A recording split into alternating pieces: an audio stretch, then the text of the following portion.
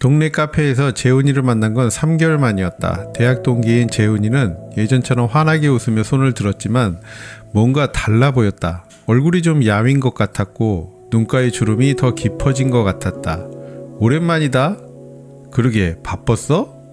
뭐 그냥 사는 거지.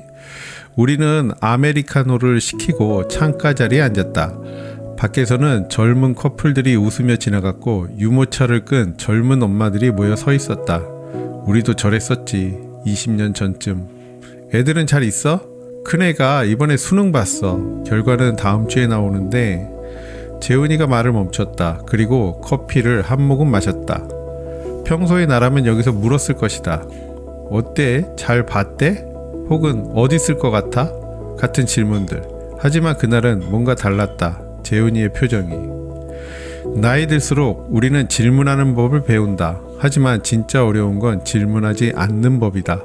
상대가 말할 준비가 될 때까지 기다리는 것. 그 침묵을 견디는 것. 나는 그냥 기다렸다.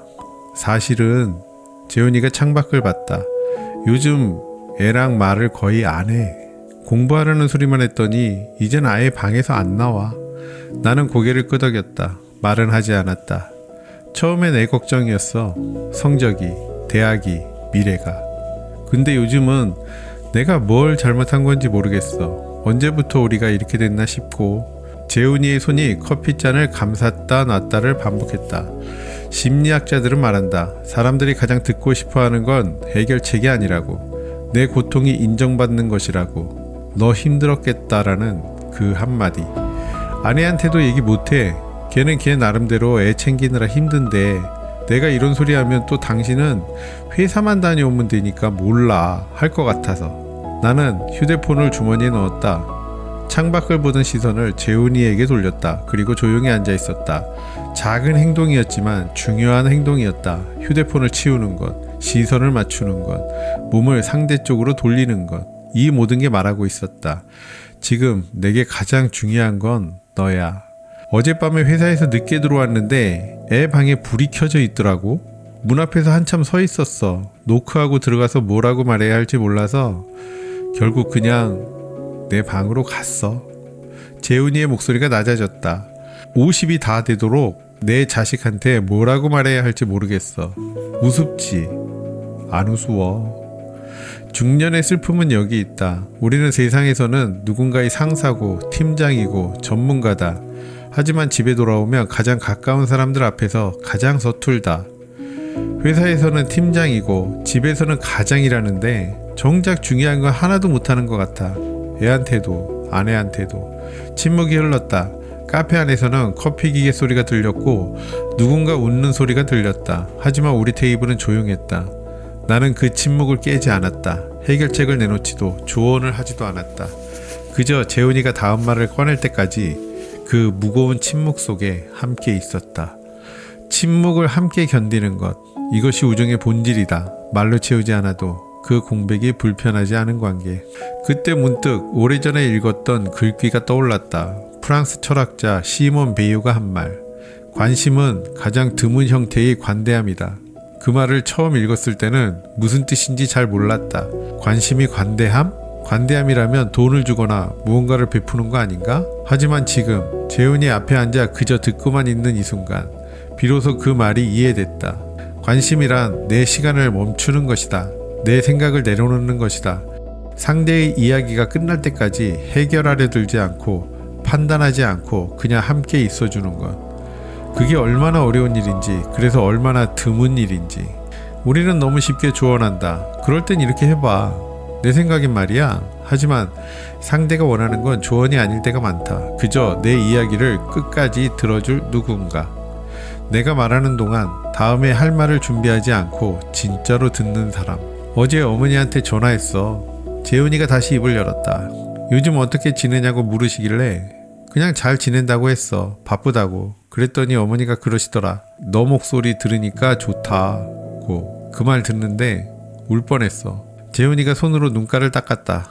나도 누군가한테 그런 말 들었으면 좋겠어. 목소리만 들어도 좋다고. 있는 것만으로도 좋다고. 근데 집에 가면 나는 그냥 밥값 벌어오는 사람 같아. 우리는 모두 인정받고 싶어 한다. 내가 하는 일이 아니라 내가 존재한다는 사실 자체로, 내 쓸모가 아니라 내 존재로. 재훈아, 나는 처음으로 입을 열었다. 지금 네가 하는 얘기 나한테는 전혀 쓸데없는 소리가 아니야. 재훈이가 나를 봤다. 그리고 너 있는 것만으로도 좋아. 정말로. 재훈이의 눈이 붉어졌다. 그리고 한참을 아무 말 없이 창밖을 봤다. 고맙다 진짜로. 내가 뭐 한 게 있어? 들어줬잖아 끝까지. 아무 말 안 하고. 그 순간 나는 알았다. 재훈이에게 필요했던 건 조언이 아니었다. 위로의 말도 아니었다. 그저 누군가 자기 이야기가 끝날 때까지 휴대폰도 보지 않고 시계도 보지 않고 다른 생각도 하지 않고 온전히 자기에게만 집중해 주는 것. 그 관심, 그 시간, 그게 가장 큰 선물이었다. 현대 심리학에서는 이를 온전한 현존이라고 부른다. 몸도 마음도 오롯이 그 사람과 함께 있는 상태. 디지털 시대의 가장 사치스러운 선물. 오늘 집에 가서 애 방문 두드려 봐야겠다. 뭐라고 할 건데? 모르겠어. 근데 뭐라도 해야 할 것 같아. 말은 잘 못해도 걔 옆에 있어주는 거. 그것만이라도. 재훈이가 처음으로 환하게 웃었다. 너처럼.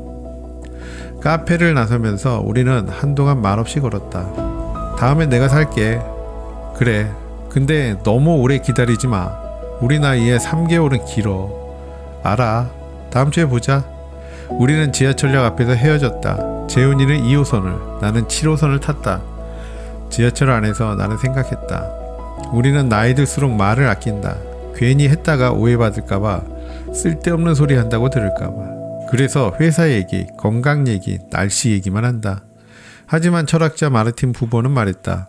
진정한 만남은 나와 너의 관계에서만 일어난다고. 상대를 수단이 아닌 목적 그 자체로 대할 때, 그 사람의 존재 자체에 가치를 둘 때. 하지만 진짜 필요한 건 그게 아니다.